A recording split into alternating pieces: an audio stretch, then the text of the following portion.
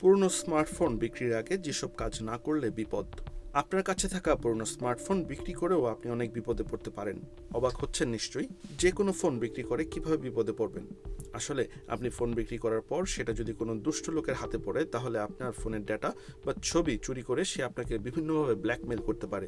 তাই পুরনো ফোন বিক্রির আগে কিছু কাজ অবশ্যই আপনাকে করতে হবে। চলুন জেনে নিই সেসব কি। ব্যাংক ও আর্থিক সেবার অ্যাপ মুছে ফেলুন। ব্যাংক ও আর্থিক সেবার অ্যাপে অর্থ সংক্রান্ত ব্যক্তিগত তথ্য থাকে। সাধারণত এইসব অ্যাপে ওটিপি ছাড়া আর্থিক লেনদেন করা যায় না, তবে স্মার্টফোনে অ্যাপ চালু থাকলে তা আর্থিক ক্ষতির কারণ হতে পারে।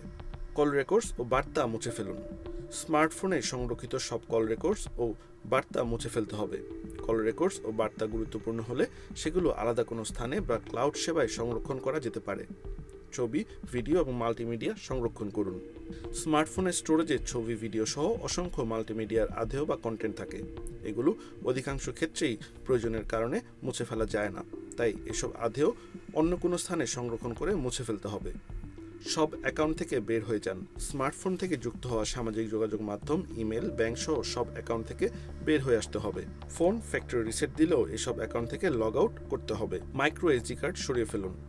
বাড়তি তথ্য রাখার জন্য অনেকে স্মার্টফোনে মাইক্রো এসডি কার্ড ব্যবহার করেন। স্মার্টফোন পরিবর্তনের আগে অবশ্যই কার্ড খুলে নিতে হবে। সিম কার্ড সরানো এবং ই সিমের তথ্য মুছে ফেলুন। স্মার্টফোনে থাকা সিম কার্ড সরিয়ে ফেলতে হবে। এছাড়া যেসব ফোন ই সিম সমর্থিত সেসব ফোন থেকে ই সিমের সব তথ্য মুছে ফেলতে হবে।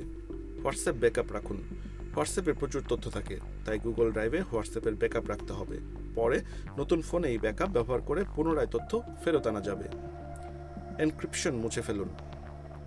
ফোন ফ্যাক্টরি রিসেট দেওয়ার আগে অবশ্যই ফোনে থাকা এনক্রিপশন মুছে ফেলতে হবে, কারণ এনক্রিপশন চালু থাকলে ফ্যাক্টরি রিসেটের পরেও ফোনে প্রবেশ করা যায়।